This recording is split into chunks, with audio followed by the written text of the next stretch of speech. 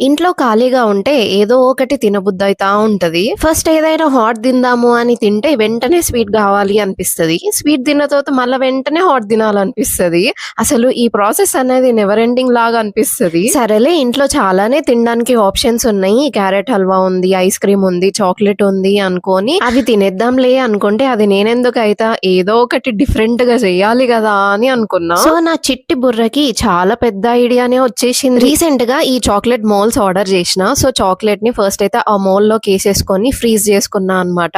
దాంట్లోకి కొంచెం క్యారెట్ హల్వా, దాని పైనుంచి వెనిల్లా ఐస్ క్రీమ్ ఏసుకొని, దాని పైనుంచి ఇంకొక లేయర్ ఆఫ్ చాక్లెట్ గూడా ఏసేసుకొని ఫ్రీజ్ చేసుకున్నా. ఇంకా దాన్ని ఇలా డీమోల్ చేస్తుంటే అయితే లిటరల్‌గా నాకైతే మాస్టర్ షెఫే గుర్తొచ్చింది. దాంట్లో గూడా అంతే గదా! సింపుల్ డిషెస్‌ని ఏస్థెటిక్‌గా ప్రెజెంట్ చేస్తూ ఉంటారు గాబట్టి నాకు గూడా అలానే ఫీలింగ్ వచ్చిందన్నమాట.